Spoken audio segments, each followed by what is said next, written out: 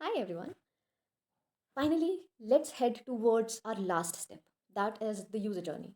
So now I'll be explaining you कि user journey क्या होती है, वो हमें कहाँ help करती है and at last मैं आपको similarly एक example show करूँगी जो मैंने PUPGI केस पे create किया है. तो what is a user journey?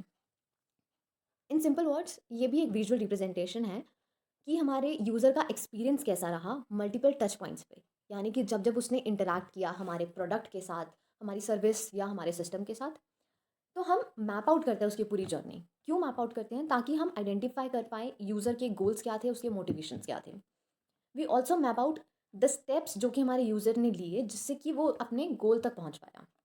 अगर वो एक स्टेप से दूसरे स्टेप पे जा रहा है तो उस टाइम उसको क्या पेन पॉइंट्स फ़ील हुए, कौन सी सिचुएशंस थी जहाँ पे उसने फ्रस्ट्रेशन फ़ील की and what opportunities do we have कि हम वहाँ पे उन पॉइंट्स पे अपने यूज़र का एक्सपीरियंस और बेटर कर पाएँ. Then we can also use visuals like diagrams, flow charts. Also इस पॉइंट पे हम अपने यूज़र के इमोशंस को भी एक्सप्रेस करते हैं कि एक स्टेप से दूसरे स्टेप पे जाते हुए यूज़र ने क्या फ़ील किया. तो at the end user journey हमें किस चीज़ में हेल्प करी है? It is helping us to understand कि हमारे यूज़र ने अलग अलग टच पॉइंट्स पे क्या एक्सपीरियंस किया. Then to identify the areas where we can do the improvement, plus to create a seamless design जहाँ पे यूज़र बहुत सिंपली वो प्रोडक्ट या सर्विस यूज़ कर पाए, ज़्यादा उसको प्रॉब्लम्स ना हो.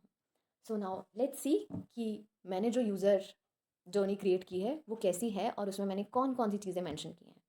Alright, here you go. So that's how the user journey looks like. तो फर्स्ट ऑफ ऑल हमको मेंशन करना है या अपने पर्सोना की यूज़र की इमेज मेंशन करनी है. Fine. Then we have to define आप पर्सोना, उसकी नीड्स, फ्रस्ट्रेशंस, ये सब एक बार बता दिया. Then the next point is second one to identify the customer goal.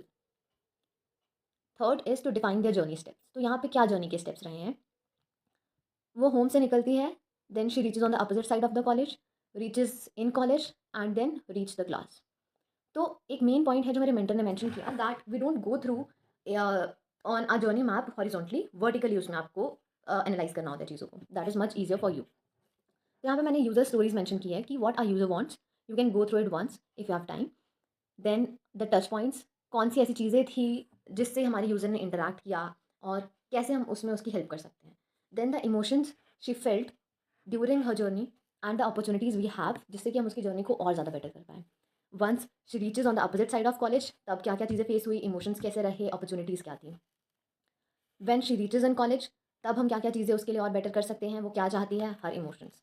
And similarly in the last stage.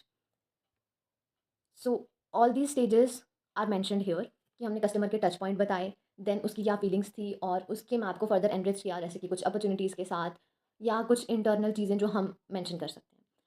Then we have the last point seventh is to identify where to act. कौन से areas थे जहाँ पे हम focus कर सकते हैं. हम उनकी सेफ्टी पे, हमें उनको एक ईज़ प्रोवाइड करनी है और एक्सेलरेट करना है जिससे कि वो अपने डेस्टिनेशन पे बहुत ज़्यादा फास्ट पहुँच सकें. So these were the area of focus.